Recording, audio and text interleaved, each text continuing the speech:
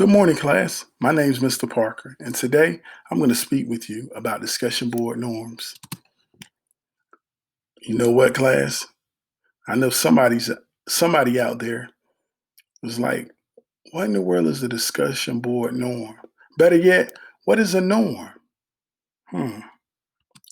And if I don't know what a norm is, what are some strategies, or better yet, comprehension strategies that you could use, class? I'll give you a few seconds.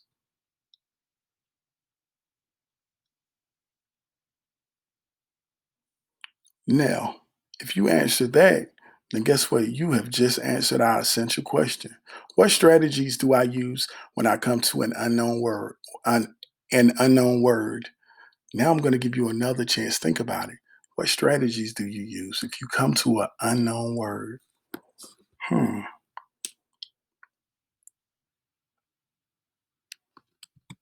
Oh, my spidey senses or teacher senses were tingling. I heard somebody screaming, Mr. Parker, dictionary. No glossary. No dictionary. And guess what? You're right. A dictionary and glossary are excellent resources to use to find meaning as well as pronunciation of unknown words. In fact, let's get a dictionary now and I can show you. Oops, sorry. I just got hacked by Agent Kate, and this happens when I'm going on a tangent or getting off track. I got to stay focused on our learning target. Let's go. Take a deep breath. So, everybody, go ahead and shake. Get up, stretch. Take your eyes off that screen a little bit. That's good. Perfect. Guess we'll learn about dictionary and glossaries later. Wink, wink. Now, what were we talking about before? Oh, what is a norm? No, really. What is a norm? Well, a norm is something that is usual, typical, or standard. And what's interesting about norms are there are unwritten rules and patterns that citizens should abide by to help bring order. So wait, you're telling me that norms are unwritten rules? Well, how do we know them? That's a good question. It can be very tricky because everyone home or neighborhood has its own culture and social norms. However, they tend to be different than the ones we see at school. So we must learn the school norms so we can properly function as students. Students, before we're able to dive into discussion board norms, we might want to discuss what a discussion board is. When you agree, a discussion board is an online bulletin board where you can leave questions, answer topic discussions, and communicate with your classmates. That sounds pretty exciting. I know my son was like, he's kind of excited about doing school online. He said it reminds him of me because I'm in college too, getting my master's. All right. How do discussion boards connect online learners? Well, due to the issues with COVID-19, I'm not able to meet with each of you face to face. However, the district provided each school with Schoology,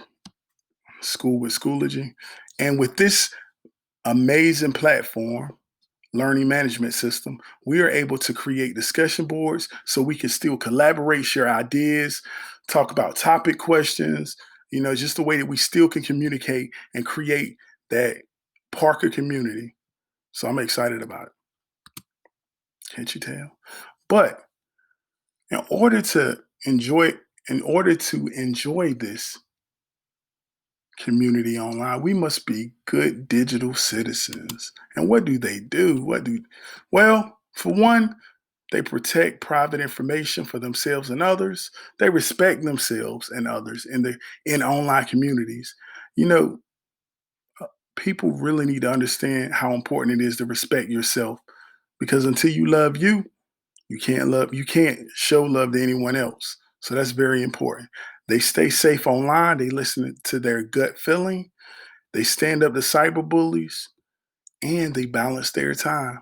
They're not on Fortnite all day, Hulu all day, Netflix, then YouTube. We, the digital citizens, pledge to, dun dun dun, think of something. What would be a norm for responding or giving feedback to a classmate's post? Not just any norm. What is a positive norm or appropriate norm? If you're responding to something somebody wrote. Hmm. Summary. Today, we discussed in this lesson the importance of norms through creating our own discussion board norms for the class. I enjoy each and every one of you.